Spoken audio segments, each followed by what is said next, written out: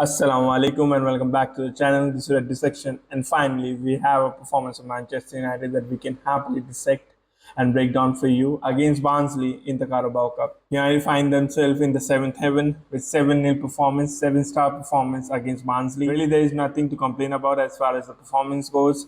All the players were 7 or above in terms of rating. There was some exceptional performance like Garnacho, Marcus Rashford, but I think the man of the match was Christian Eriksen playing that number 10 role.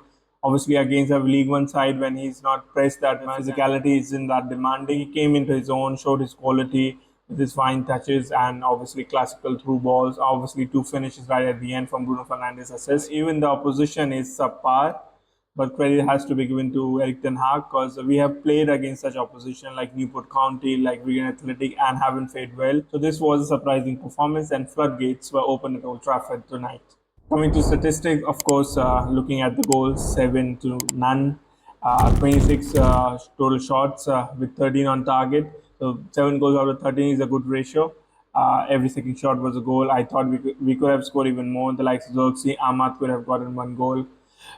Bruno got 2 assists, even though I thought we lost a bit control when he came on the pitch. But overall, he got the 2 assists, and I don't think any player was subpar. Even the likes of Toby Collier, who struggled at the beginning, because obviously he was playing in a unknown position to him in the left back position. But overall, I think he managed to grow into it. Really, Barnsley didn't have any threat, and by name was not contested at all. He wasn't pushed.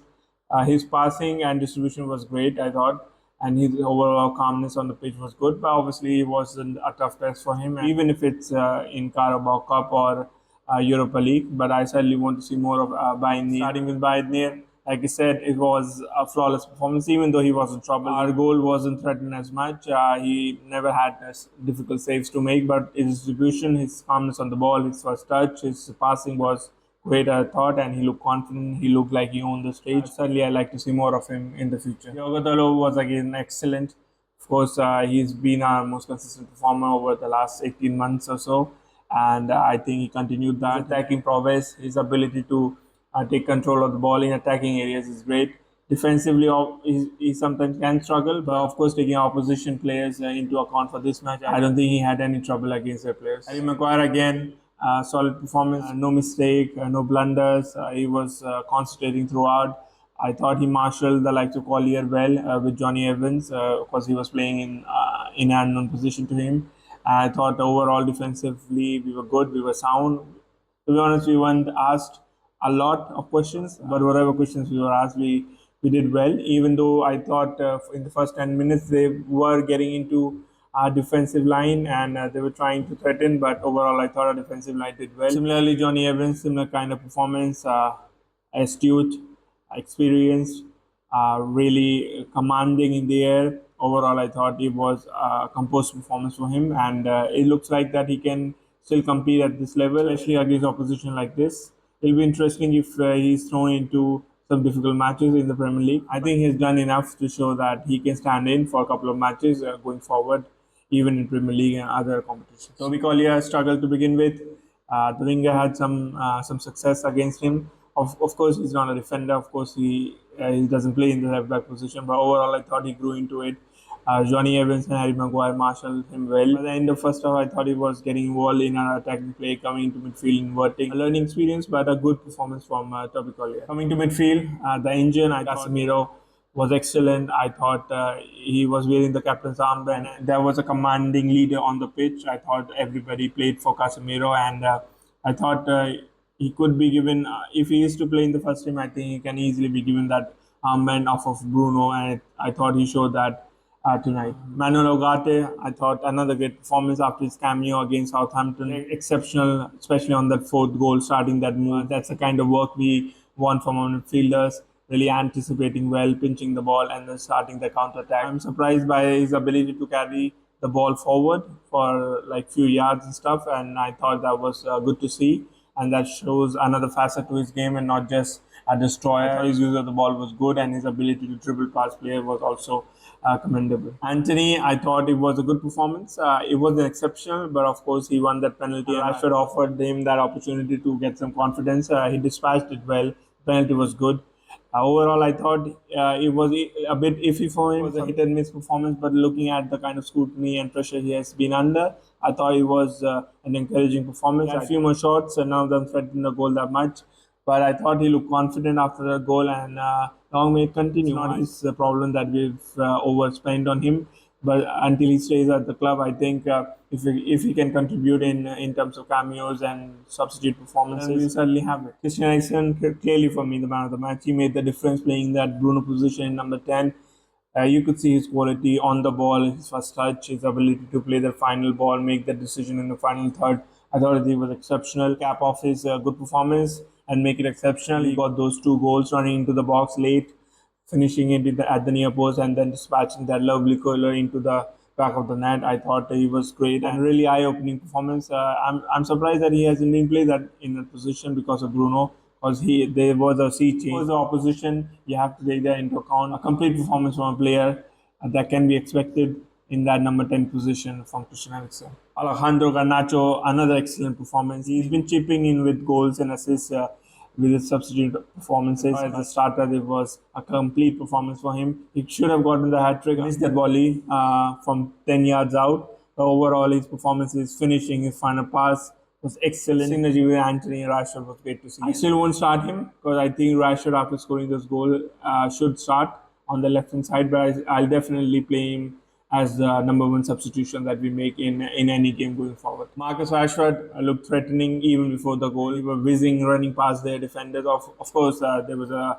world of difference in terms of pace and their ability to keep up with him, but his first goal was exceptional. Typical Rashford goal. I'm sure with his goal against Southampton, he's gotten more confidence. He tried the trick to come inside and finish it off with aplomb. His second goal was also lovely movement and then finish on his left foot. Great again. Overall, his movement was great. He got 1 assist from Garnacho, even though that was intentional. He's Harry Kane or Mohamed Salah, who often doesn't play 9 or 10 out of 10, but he can have a bad game but still get those goals. He's going to start. We know he's going to start every match as long as he justifies those starts with goals and assists. Then we can certainly make a case for him in the starting lineup. Coming to substitution, starting with Xerxes, I thought he was involved. I thought he showed his quality again, being involved in build-up play, being involved in that last 2 goals of Christian Eriksen. I thought his movement was great. His ability to link up play and involve other players from deep was great. That is the only thing missing from his performance right now. Goals. He got that winner against Fulham but hasn't scored since. I definitely like to see him scoring more goals and get more confidence in front of goal. Bruno Fernandes got those assists at the end. I thought his overall game was a bit hit and miss. He was losing the ball also. He lagged in terms of control of the match when he came on the pitch. But overall, getting those assists and finishing off Barnsley with a 7-star performance, I thought he did well. And of course, he's going to start. He's the captain. He's going to start on the weekend. He lacks those traits that Christian Eriksen showed in this match in the number 10 position. He lacks positional discipline. He lacks the quality on the ball in terms of control, in terms of keeping the ball and not rushing with it. He's getting those assists, and I'm sure he'll get more goals. And we should keep him in good stead. It should give him more confidence as a captain to justify his position in the starting lineup. Mazraoui was again excellent. He's being the signing of the summer for me for Manchester United. Again, he looked great. He was involved in that last goal, made other chances that Amar should have scored from. His attacking prowess is great, and so is Dalot's. But I think the difference between him and Dalot is his positional awareness and his defensive capability, his ability to recover and make that last tackle against good wingers, and that is something that I think makes him more holistic and more wholesome than Dalot. Matthias de Ligt, again commanding performance. Obviously, they won threatening a goal, their confidence had gone. They were just in damage control mode, so he was in trouble a lot. I don't think any runs were made against him. He had to tackle or something. Also, over the weekend, he got that goal, and now he's got some rest, so he should be okay for the Crystal Palace match. Diallo again came on in late. He was only given like 5 to 6 minutes, but even in that short span, I thought he showed his quality. He should have gotten the goal, but kind of missed control on the run. He was going deep and getting the ball off from the central defenders and starting plays. Obviously, he should start. He should be our starter on that right flank.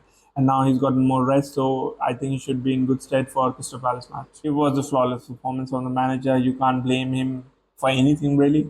Obviously, the first 10-15 minutes were difficult, but it was his call to play Collier in the left back position. I thought he played off well. playing with the likes of Johnny Evans, Harry Maguire, giving them minutes, giving the armband to Casemiro was a spectacular move. It should refill his confidence also.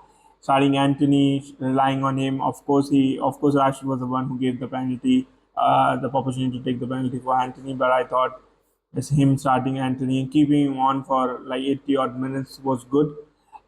Starting with Garnacho, starting with Rashford in the number 9 position, trying to go behind them quick in transition. I thought it was a good setup for this match against this opposition. Maybe this is his ceiling, I don't know. We'll have to wait and see. I'll reserve my judgment till the Crystal Palace match. The last 2 matches have been better, especially after the penalty against Southampton. The last 150 minutes have been excellent.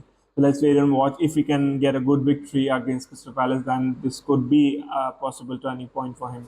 Looking at the Gulf on the night as well, Bayern scoring 9 goals in Champions League, and we're scoring 7 goals against League One side.